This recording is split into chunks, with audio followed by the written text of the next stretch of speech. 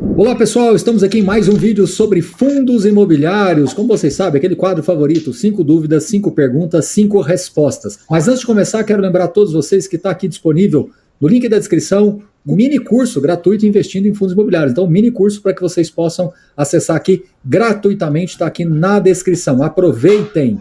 Vamos lá, 5 perguntinhas aqui para a gente. E 2 delas bem correlacionadas. Quer ver só? A primeira, por que a NTN-B está subindo e os fundos imobiliários estão caindo? Bom, lembra daquela história que a gente sempre fala para vocês? Que às vezes o mercado insiste em comparar com a Selic, porém a gente sempre tem que observar muito mais o comportamento das NTN-Bs, os títulos IPCA+. E olha só, os títulos IPCA+, nesses últimos dias está subindo muito, por isso que a gente está vendo queda nas cotações dos fundos imobiliários e outros ativos de renda variável também. Mas as NTN-Bs já superaram a marca emblemática de 6%. É um número forte, é um número emblemático, é uma régua alta do mercado, e isso pressionou aí o IFIX nesses últimos dias, vem pressionando nesses últimos dias. Então, vamos ver, é uma questão comportamental do mercado, envolve aspectos macro e microeconômicos, aspectos externos, internos, então, muita coisa acontecendo aí que acabou impactando os fundos imobiliários também, tá bom? Lembrando que os rendimentos, em geral, estão preservados, os valores patrimoniais, em geral, estão mantidos, os fundamentos estão mantidos, essas oscilações, elas realmente incomodam um pouco os investidores, mas aí a gente tem que fazer aquela velha reflexão. Nessas horas, para quem é investidor de longo prazo, é realmente a hora de você se aproveitar dessas pequenas janelas de oportunidades, como é que você vai definir a sua estratégia de investimento, de alocação. Para aqueles outros talvez mais cautelosos, esperam por mais respostas, esperam por mais desdobramentos aí do que está acontecendo, para que possa então decidir. De fato, é uma questão muito mais de perfil de investidor, não dá para você falar exatamente como um ou outro tem que fazer, porque depende muito das pessoas. Como a gente fala, o teste do travesseiro acaba sendo muito necessário nessas horas, tá bom?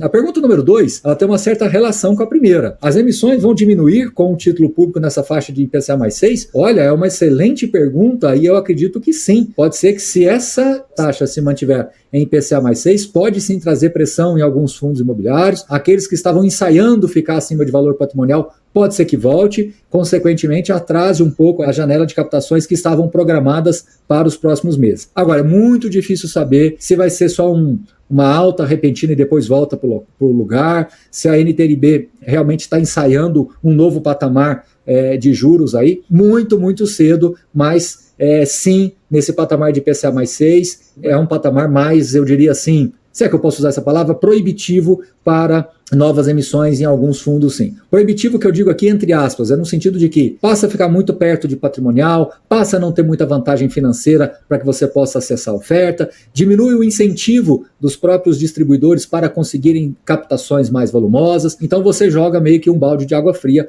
no geral, caso essas taxas se mantenham em patamares de IPCA mais 6, tá bom? Terceira pergunta, 100% em FIIs gera debate, agora 100% em ações não gera, por quê? Bom, antes de responder, lembrando a todos vocês, mini curso Fundos Imobiliários aqui disponível na descrição.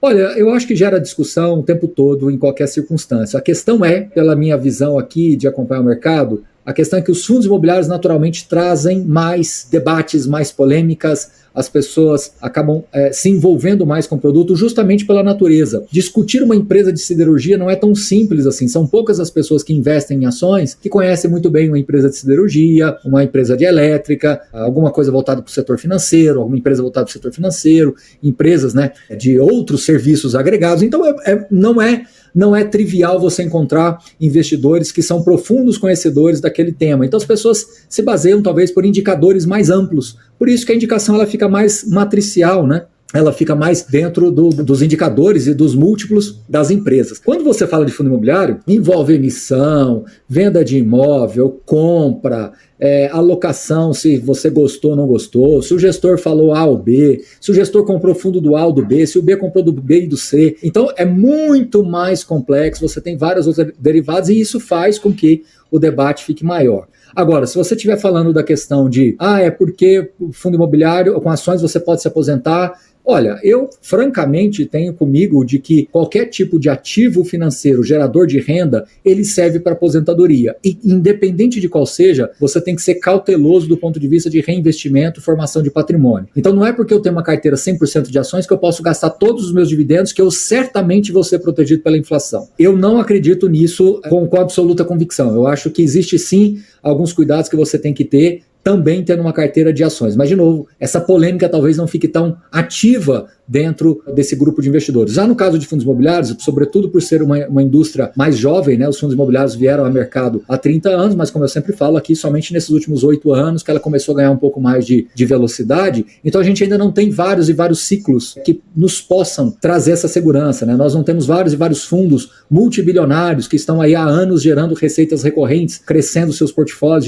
fazendo gestão ativa. Então a história dos fundos imobiliários ela acaba sendo mais curta do que do mercado acionário. Eu acho que por isso que essa polêmica acaba sendo maior. E por fim, as pessoas acabaram colocando na cabeça de que fundo imobiliário é um reloginho igual o IPCA+, entendeu? E não é. Nas duas perguntas acima aí, os fundos IPCA+, os ativos IPCA+, eles acabam precificando os fundos imobiliários, né? Porque são ativos relacionados à inflação, tanto os títulos quanto os ativos imobiliários, mas a diferença é que ele não é reloginho. Ele vai ter hora que vai ter hora não, eu diria até o contrário. Em várias e várias vezes você vai ter uma certa correlação, mas não vai ser tão reloginho quanto a gente imaginava que fosse. Então, os investidores de fundos imobiliários, eles vêm para a indústria de fundos imobiliários com a perspectiva que você vai ter a previsibilidade de um título IPCA mais alguma coisa e vai ter o potencial de valorização de uma empresa de crescimento, uma empresa que por algum motivo fez excelentes investimentos ao longo dos seus ciclos, tá? Então, eu acho que esse é um ponto, essas três perguntas, elas de alguma forma, elas meio que se relacionam, tá? Pergunta número 4, por que ainda observamos tão poucos hedge funds explorando outras estratégias a não ser crise e FIIs? Resposta simples, porque o investidor brasileiro, ele gosta de renda. Se você pegar um hedge fund e colocar 30%, 40% em ativos que não geram renda, mas que tem potencial de valorização, o mercado não vai gostar, até porque o risco acaba sendo maior, você vai ter que estar exposto a desenvolvimento imobiliário, o risco é maior, isso destoa um pouquinho da tese de fundo imobiliário que é para geração de renda, tá certo? Questão número 5, um fundo imobiliário pode quitar seu passivo à base de corte em rendimentos ou é melhor a venda de imóveis ou fazer emissões, né? Vamos lá, primeiro o fundo imobiliário, para ele reter o rendimento, né? Porque assim, o fundo imobiliário ele tem que distribuir 95% do rendimento. Se ele tiver que reter o rendimento para pagar passivo, para pagar alavancagem, ele tem que chamar uma assembleia e aprovar isso de 6 em 6 meses, tá? Então isso por si só é burocrático e não é tão fácil de você conseguir trazer pautas como essa, né? De diminuir rendimento, de redução de reais por cota ali para o investidor. Então esse é o primeiro ponto. O segundo ponto é que é muito mais fácil você desalavancar o fundo com geração de ganho de capital. Então você vender imóveis, realizar ganho de capital, diminuir a alavancagem, na minha visão, é o que parece o mais razoável. Agora, fazer emissões depende, né? Porque você fazer emissões, você tem que considerar que esse fundo está negociando ali em linha com o valor patrimonial ou acima do valor patrimonial. E não é o caso necessariamente de todos os fundos alavancados. Pelo contrário, às vezes os fundos alavancados, eles acabam ficando abaixo de valor patrimonial, então essa opção de fazer emissões, ela acaba ficando quase que descartável, tá bom? Pessoal, é isso, espero que tenham gostado. Mais uma vez, o nosso mini curso Investindo em Fundos Imobiliários disponível no link aqui. Aproveitem por lá, baixem gratuitamente, tá bom? Grande abraço a todos vocês, até a próxima. Valeu!